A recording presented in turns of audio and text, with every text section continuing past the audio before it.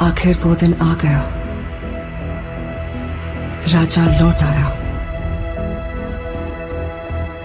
राजा के आगमन में उनकी प्रजा इंतजार कर रही थी। उनके लोगों को मार के खाने वाले राक्षस से सिर्फ उनका राजा ही बचा सकता है, इसका भरोसा था। एक प्रजातांत्रिक देश में मैंने सर्विस ज्वाइन करने के बाद उसे ढूंढने की बहुत कोशिश की, फिर मैंने ढूंढना छोड़ दिया। 70 करोड़ लोगों के बीच इतना बड़ा साम्राज्य, इतनी बड़ी व्यवस्था, कैसे? इस बात की परवाह भी है वहां कौन जीता, इसकी दिलचस्पी भी।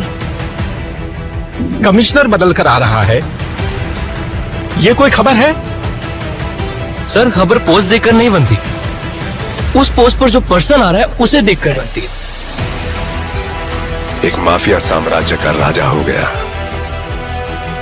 उसकी अमानवीयता को नियंत्रित करने के लिए कोई अंकुश नहीं था। ये सरकार को अच्छे से पता था। अंत को इतिहास में मिलाने के लिए केंद्र सरकार ने एक कठोर निर्णय ले लिया था। क्या है उसका स्टेटस?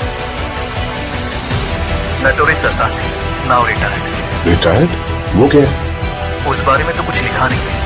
अब क्या करें सर? उससे तो मैं निशाने पे रख के मारूंगा। तेरा काम खलास।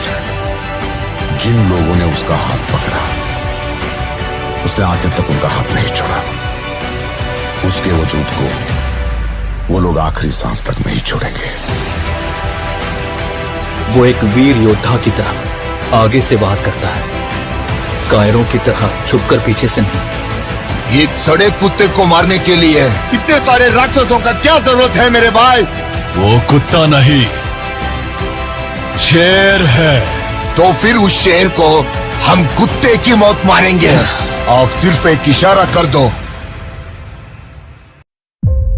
हर एक जंग की वजह स्वार्थ होता है और उसका अंत इतिहास।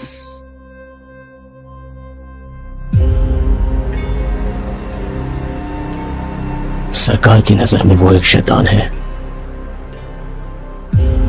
लेकिन जनता की नजर में वो एक फरिश्ता है। वह जिंदा है, रॉकी भाई जिंदा है। वो सारा सोना लेके अमेरिका निकल गए।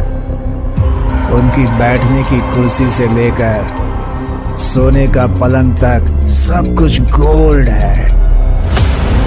जब तक बुलेट है तब तक ही गन की वैल्यू है, और हिम्मत वाले जिगर की सांस रहने तक वैल्यू है। हर हाथ की एक औकात होती